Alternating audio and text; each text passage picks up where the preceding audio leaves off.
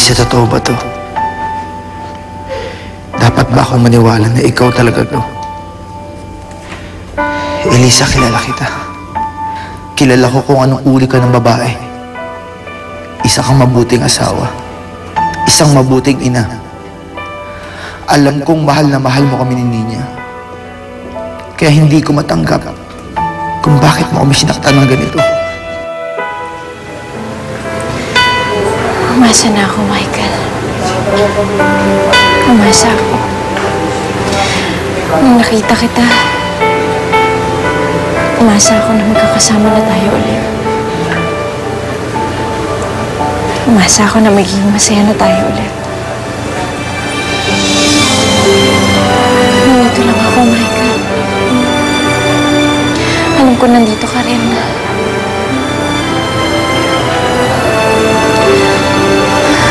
Nandito lang ako, mahal ko. Sana huwag kang bibitaw sa pagmamahal mo sa akin. Pero kung hindi totoo, kung mahal mo pa din kami, bakit ka nakuha ng ganitong mga litrato? Bakit may kasama kang iba? Kung hindi ito totoo, nasaan ka? Bakit hindi ka pa bumabalik sa akin? Talaga bang iniwan mo ako para sumama sa kanya? Hindi na ba ako mahal ka sa'yo?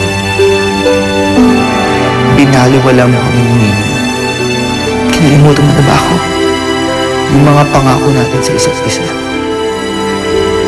Elisa, wala ka na ba sa akin?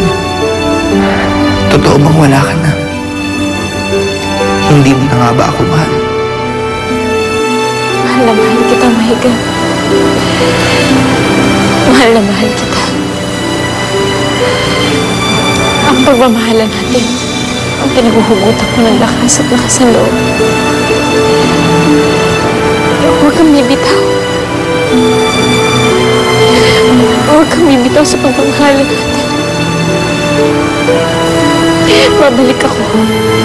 Antayin niyo ako. Pangako, babalik ako. Hanggang ngayon hindi ko maintindihan.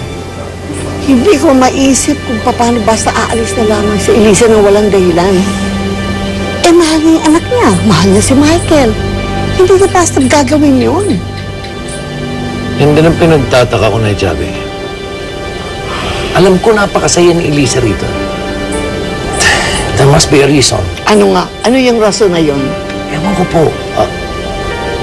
Hindi naman iiwanan ni Elisa ang lahat ng ito na walang pasabi. I mean, bakit niya iiwan ang napakasayang mundo nila ni Michael? Para saan? Nay, alam niyo ba kung sino ang huling nakausap ni Elisa bago siya umalis? Oo, si Lucia. Pinagbiling niya ang kanyang anak. Tsaka siyempre, doon si Sofia. Lagi naman nakadikit siya. Pangako ko sa inyo. Aalamin ko ang katotohanan. Huwag kayong mag-alala. Hindi mo ako titigil hanggang hindi ko natutuklasan ang totoo sa pagkawala ni Elisa.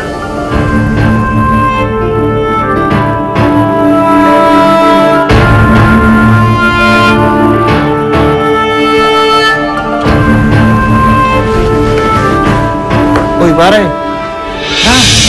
Gising. Breakfast na tayo sa baba. Gising ka na. Ha? Kain na tayo.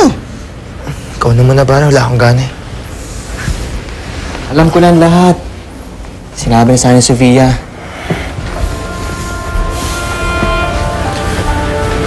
Hanggang ngayon, di ko pa rin matanggap kung bakit nagawa sa akin ni Elisa yun eh. Kilala ko siya. Hindi siya ganong klase ng babae. Minsan, akala natin, kilala natin isang tao. Pero biglang meron kang matutuklasan. Kahit hindi ka handa, wala kang magagawa. Hindi tanggapin yun. Kasi wala tayong choice. Masayang masaya kami ni Elisa. Baka yun lang akala mo. Pero hindi masaya sa'yo si Elisa. Huwag mong sabihin yan ba? Eh ano pa yung explanation sa ginawa niya? Sa pag-iwan niya sa'yo? Sa pag-alis niya? Sa paghahanap ng ibang lalaki? Hindi! Masaya kami dalawa ni Elisa. Masaya kami ni Elisa! At mahal na mahal niya ako. Eh, bakit ganon? Pinagpalit ka niya sa ibang lalaki. Nasaan ang kriminal na yan? Nasaan na siya? O ano? Alam mo ba na may isang pulis na nasuspend dahil sa ginawa mo? Walang hiya ka talaga. Huwag ka nang tatakas. At kinasabang ko pang pulis. Hindi ho ako tatakas. Alam niyo ho yan. Alam niyo ho na gusto ko lang puntahan ng asawa ko. Sinungaling! Alam paano umandar ang utak ng isang kriminal. Takot ka dahil ipit ka na sa kaso, hindi ba? Kaya tatakas ka? Hindi ko na kailangang paliwanag sa inyo. Alam ko naman hindi kayo nakakaintindi dahil sarado na yung isip niyo. Hiya ka! Sumasagot ka!